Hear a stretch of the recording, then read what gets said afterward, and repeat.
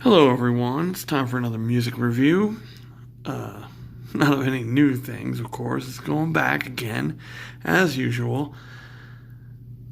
The band's name is Sparta, and they were formed basically from another band that had hit their height at the drive-in, had finally made the big time, and the entire band broke up. Sparta was the first one to come out of this band with a new album.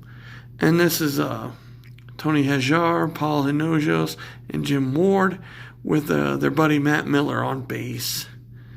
And I guess I should tell you, Paul, who was the bass player and At the Drive-In, he took over guitar and backing vocals. And Jim, who was guitar and backing vocals, took over lead vocals. And Tony's the drummer. Tony Hajar, I think is how you pronounce his name. Anyhow, the other band you probably heard a lot about because it's Cedric and man, I hate when I forget names.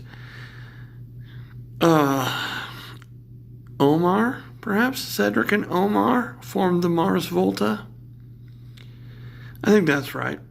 And the Mars Volta, I think their first album is a masterpiece, but everything they've done after that I think sucks. And that's just me. I don't like it.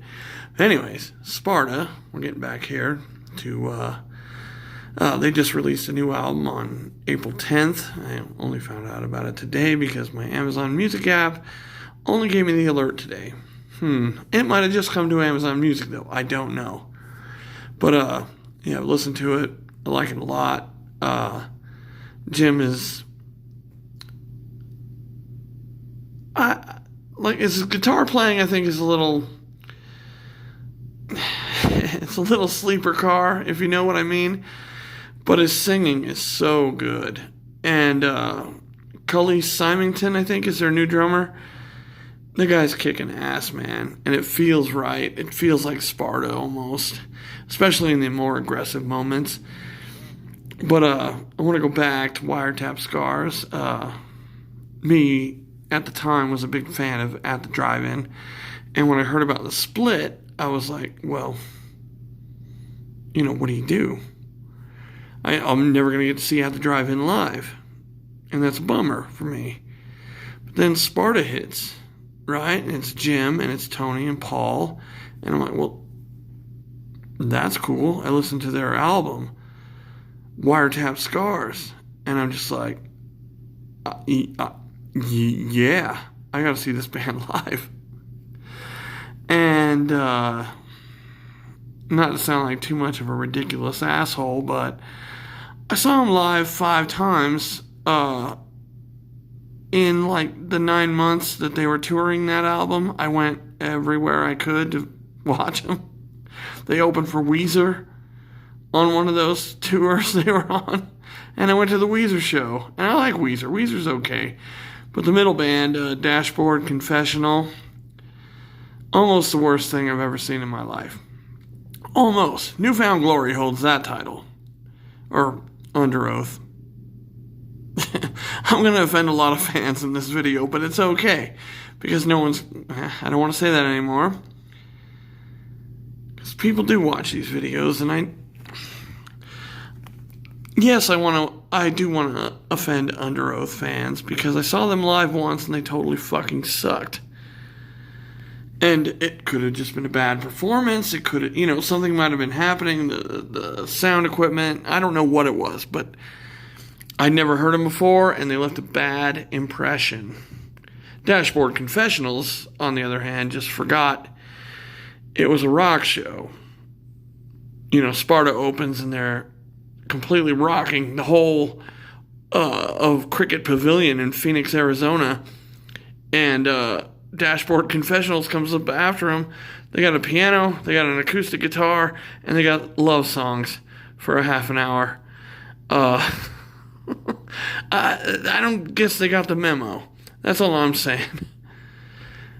I don't know if Dashboard Confessionals has a rock song in their catalog at that point, but anyways, after that, Weezer comes out and just rocks the house, and I didn't figure they had it in them. They're alt rock at best.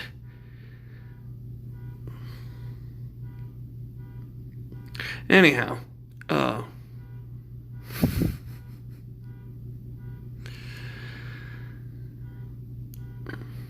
that's fucking annoying to my ear, but I doubt you're hearing it on my camera.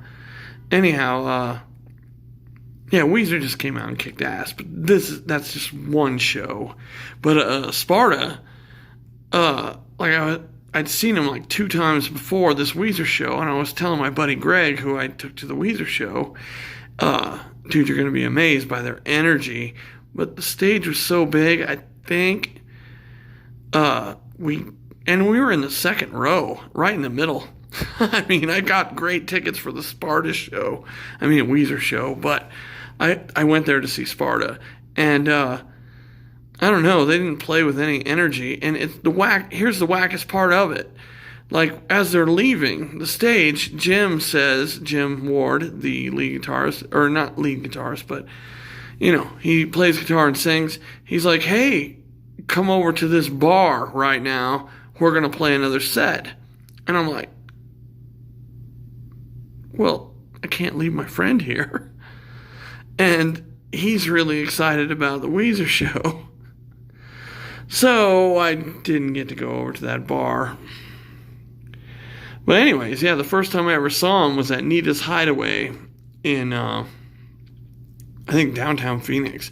Little dive bar. I've seen a couple bands there. But after the show, well, I gotta admit, I was sitting at the bar drinking beers, right, during the couple of opening acts. Redfield was the second opening act, and they were awesome. Bunch of Native American dudes, right? And I don't know what got into me. Their music moved me. So I'm in the crowd, and I'm moving around, and I don't dance. I don't fucking mosh. I don't do that shit. But somehow, they got me, right? So I go back up to the bar, and those dudes join me. They're like, dude, we understand you're not here for us. I'm like, well, I don't know any of your lyrics or anything. I don't know your band at all. And they're like, well, dude, you were getting into it. I'm like, I know. You guys are playing awesome. And I'll tell you the truth, I hung out with those guys during the entire Sparta show. This is my first time seeing them live, and I hung out with Redfield the entire time. I didn't even get off my bar stool except to piss, because we were just drinking beers, me and Redfield. It was rad. I don't know the guys in Redfield's names at all today, but I'm sure I met them all, and I know them all at some point in my life. But I remember getting back to the hotel, and I'm like, I didn't even listen to Sparta at all. This is my first time getting to see them live, and I hung out with a bunch of Native Americans, and we got wasted. It was awesome, really, because they appreciated my dance moves, where I don't really have any. It's a weird thing. The next time I saw him, I can't even remember what the venue was, over in Tempe somewhere, in a little dive. And, I was the only one there that knew their music. I don't know if this has ever happened to you when you go to see a band you like, and everyone's there for the opening act. Everyone is there for the opening act. I don't even remember who opened for them on that show, because they sucked. Oh my God. But then everyone left, and it was me and 3 other people for the Sparta show, and I felt so bad. But, I sang along with every song, and I rocked out the whole time, and when the show ended, I talked to Jim and Gabriel and Paul, and they were really nice guys. And I told them how bad I felt about their show at Nita's Hideaway, because I couldn't pay attention to them because I was hanging out with Redfield. And they're like, dude, Redfield was awesome. And they all got it. They all got it. It's so weird. Life is weird. My videos on this channel are incredibly weird, because I don't really talk about anything. Let me tell you, Wiretap Scars has some amazing shit on it. I mean,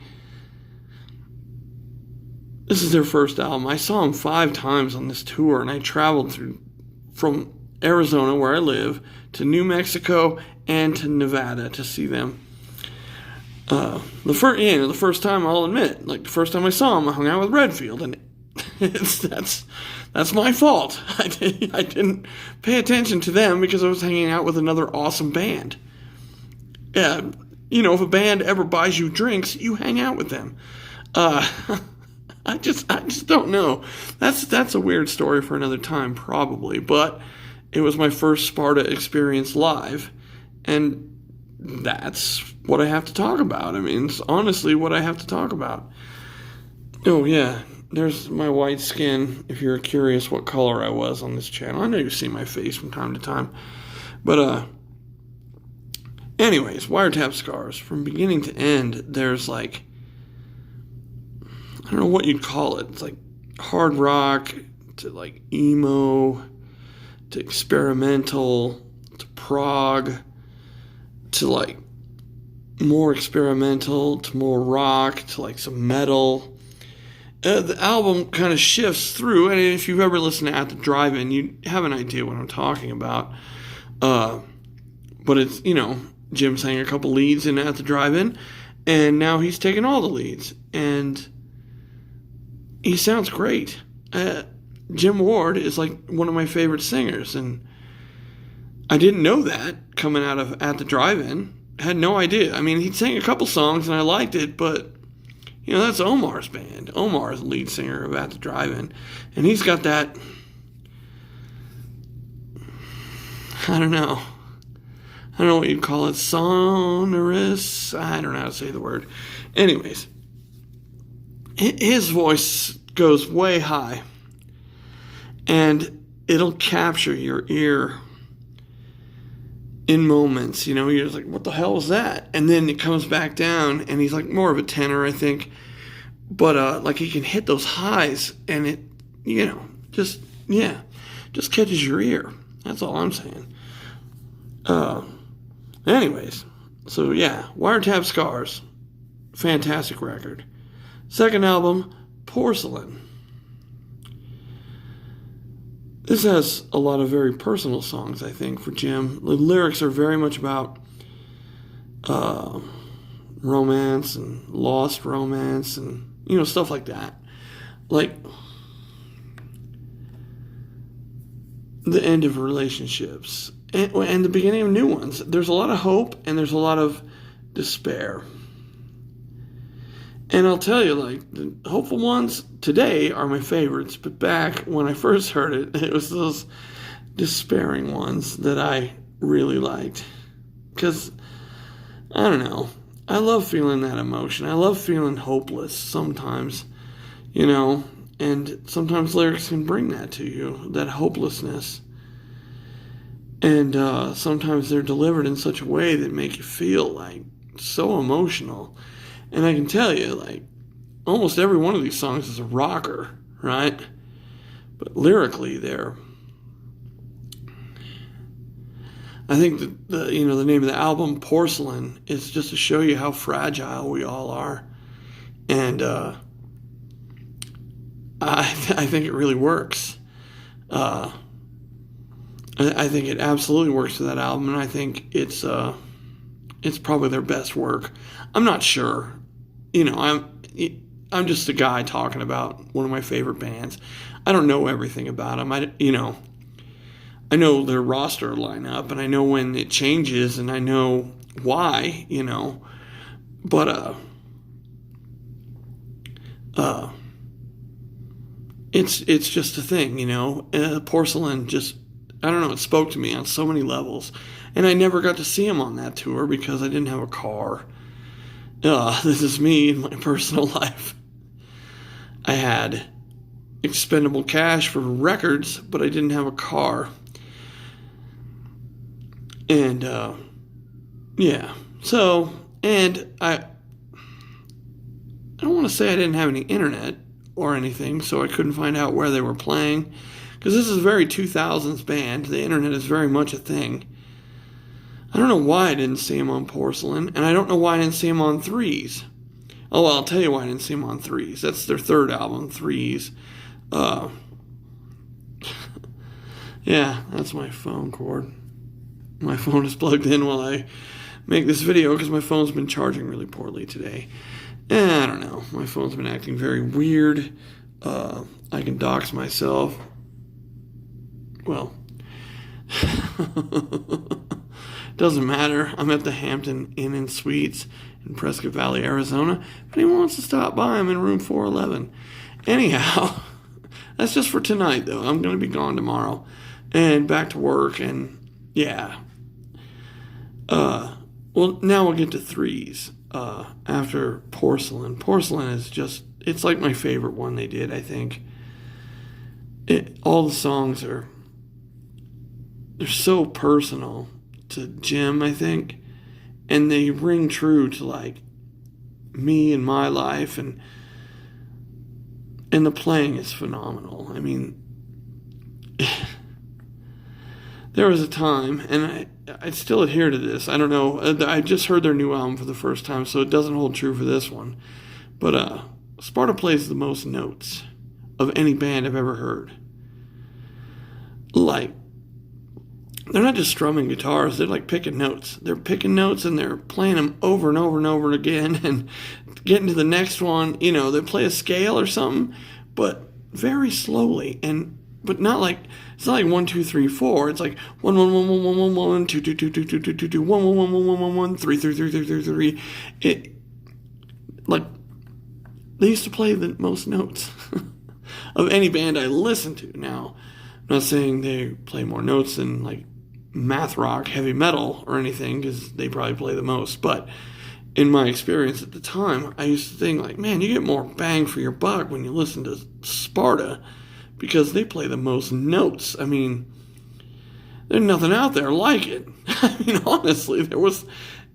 And again, I have to put this into my experience, because I don't like music on the radio all that much. It all sounds the same. And especially in this era, and especially when in my neighborhood or my town, we had a modern rock radio station, which we don't have right now. I used to listen to the radio all the time, and that's how I found new bands, because MTV had, completely gone away. But anyways, here's a funny story, and this is relevant. I was at work. I worked at Ruger Firearms. Yeah, I used to make guns. Anyhow, KZGL, my local radio station, was doing one of their, hey, it's a New Music Monday, and we're going to play these 2 songs, and whoever gets the most phone calls is going into rotation on our station. The other one is going to fade away. And the first one they played was One Arm Scissor by At the Drive-In. I didn't know them at that point, but I heard that song and I heard how dynamic it was, and I was just like, this is amazing. I can't wait to hear what the other song is, right?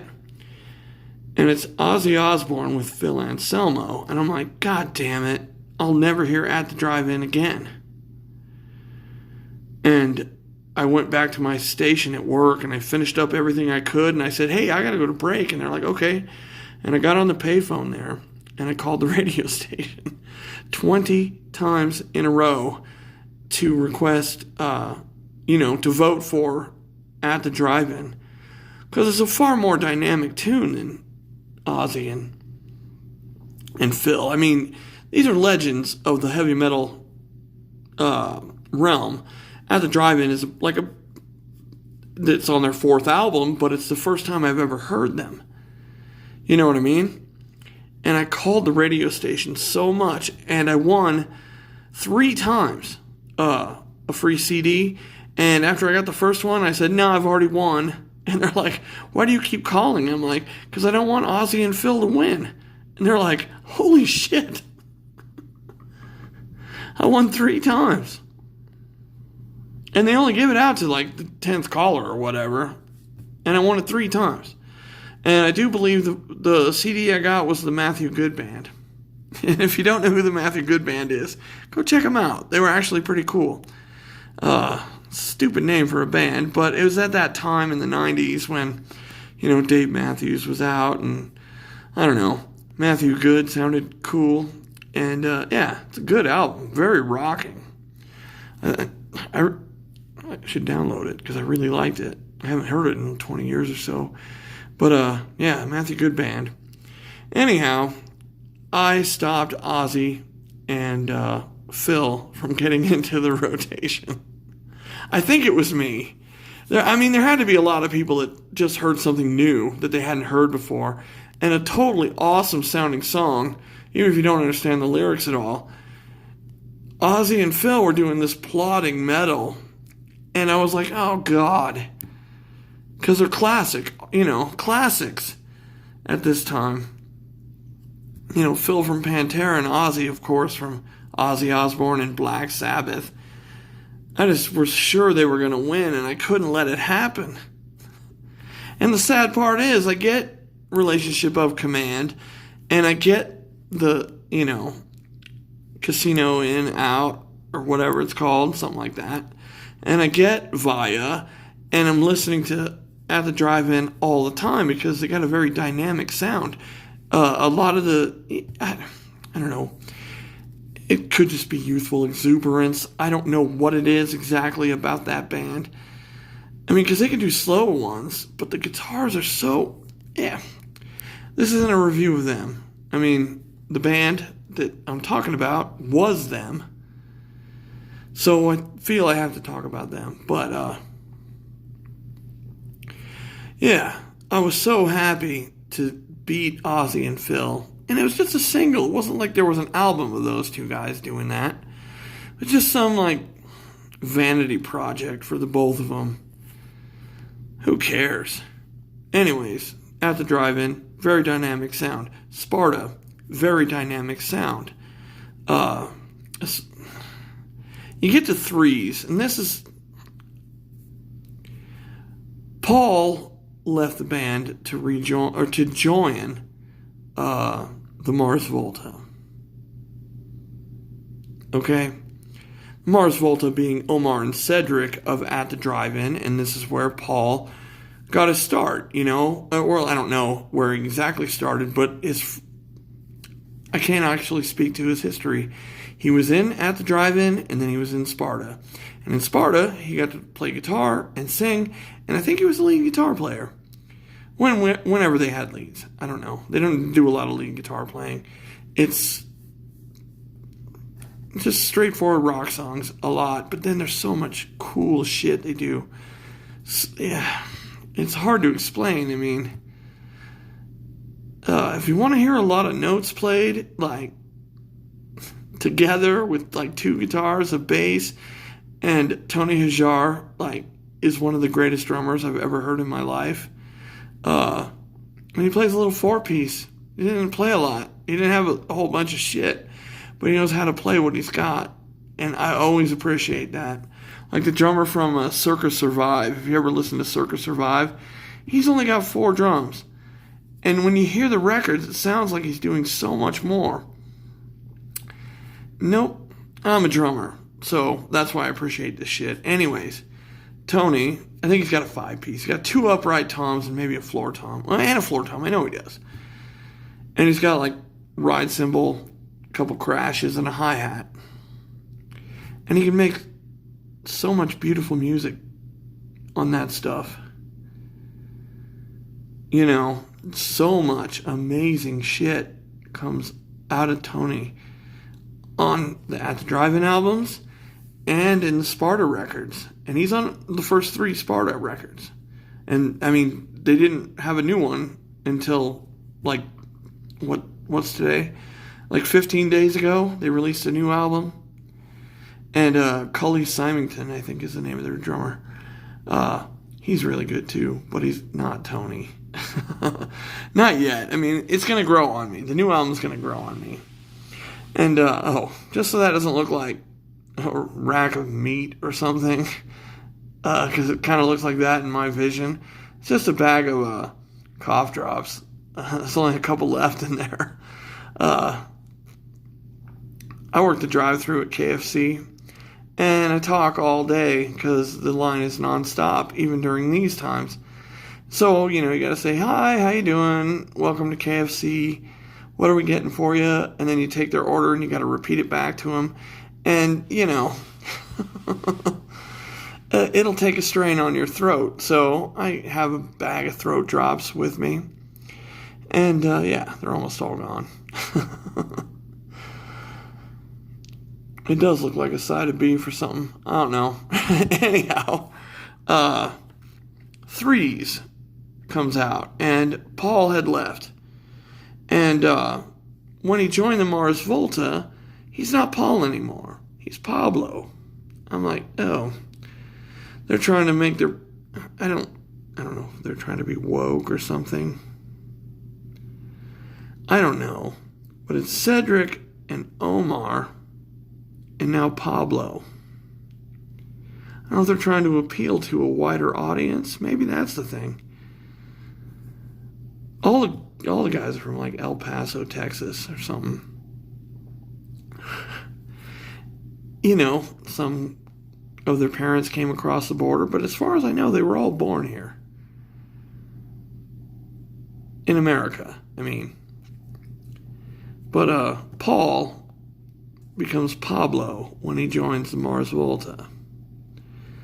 And, maybe that's his real name. Maybe he's been Paul at the drive-in and Sparta because, they want to appeal to more American white people. I honestly don't know. Because I wouldn't have cared. If he went by Pablo the whole time, I'd be like, dude, that guy's an awesome bass player. And then he joins Sparta and he becomes a guitar player and singer. I'm like, dude, Pablo would rock. Like, totally fucking rock. I love watching him play guitar and sing. I wouldn't care. But he joins the Mars Volta and he becomes Pablo. And I'm just like, I know the name means the same thing in Spanish as it does in English, so, that's a translation. I understand that, but it's just, why? Omar Rodriguez and Cedric Bixler Avala, you're going to fit in with those dudes, and I'm not sure who else was in the band at the time. Jeremy Ward was in the band at one point. I think he died of a heroin overdose, but I might be wrong. I'm talking about the Mars Volta, of course, and this is Jim's cousin, I think. Jim Ward, the lead singer of Sparta. I think I heard about something like that. Jeremy Ward was with the Mars Volta, and he played keys and guitar and stuff. But maybe not. Maybe he's still alive. I don't know. It's all rumor and speculation because I can't look it up now. I'm 28 minutes into the video and I haven't even got to the third album. Hey, you know what? We had to set it up. I'm okay with this. Anyhow, Threes, they replace Paul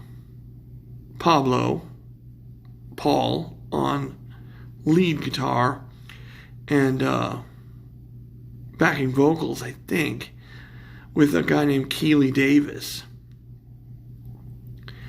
And he's taken Jim's part at the drive-in now, which is kind of awful to me, and I don't want to see them live without Jim. But I'll tell you, Threes has the first single off it is Taking Back Control, and they got to perform on David Letterman, I think, and it's awesome. That song is awesome. It's anti-Bush probably at the time, I think, but it just sounds like such a rallying cry to anybody about anything. We're taking back what we should have. And it's super good. And the album is great, and it's more rocking than Porcelain, I'd have to say. I'm not sure. Threes just kind of felt odd to me because it wasn't Paul on guitar. I like Keeley's guitar playing. I do. I just didn't feel the same. I didn't get to see them on this tour either. I had a car, but I had a full-time job and had a girlfriend, and we had our own place, and, you know, you can't just take off to rock shows when you got to pay bills. And, of course, I didn't know when they were touring.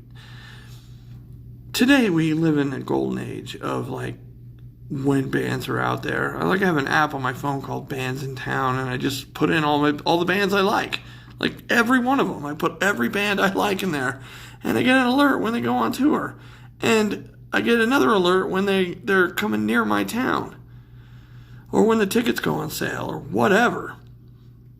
And if you don't know me, I love live music. It's like my, well, third favorite thing behind comic books and video games. Well, no, music was my first love. Music's my first love. But going to concerts is different. Like, that takes planning, you know. You got to, figure out how you're going to get there. You got to buy the tickets. And, yeah, it's a little harder than just, going down to the store and buying a bunch of comic books. But, yeah, I hope they come to Arizona on their, new tour. Because they just put out a new album on April 10th called Trust the River. And they got a video single called Believe. It's on YouTube. Check it out, yo. It's a really good song. Not as rocking as they used to be. I think they've gotten more introspective.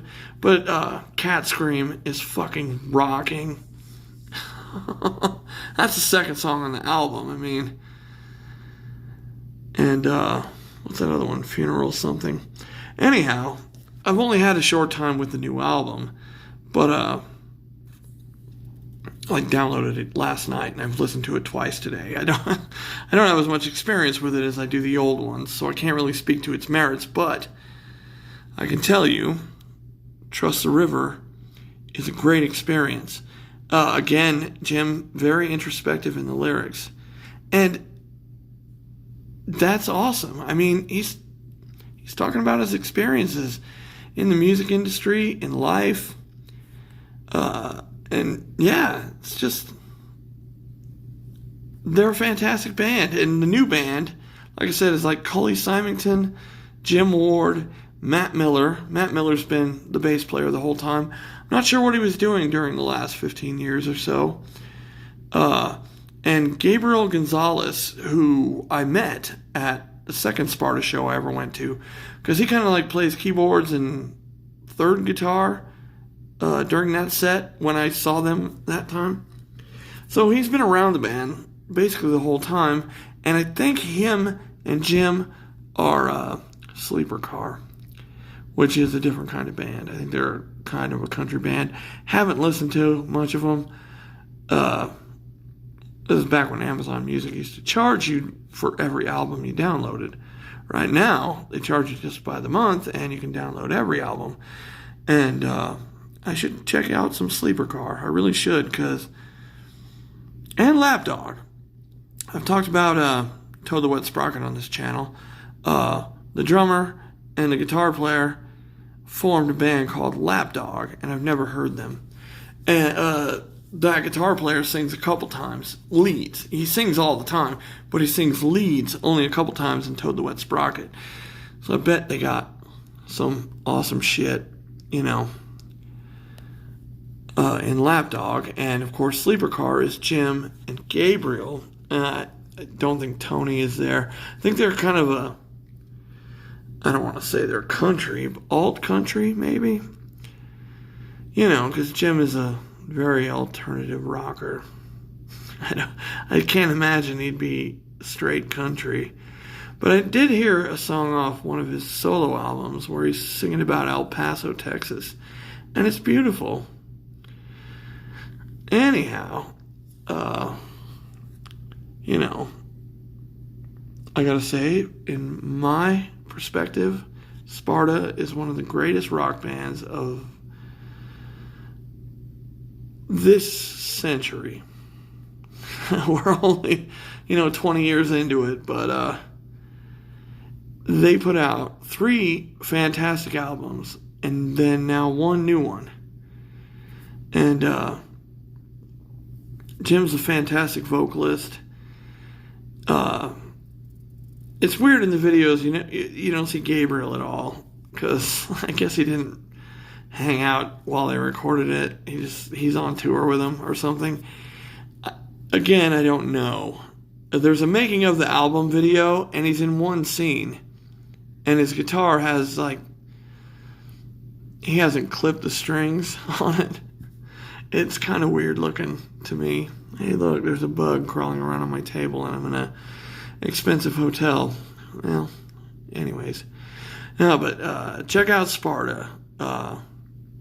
They're amazing musicians, on guitar, bass, drums, and Jim's an awesome vocalist. I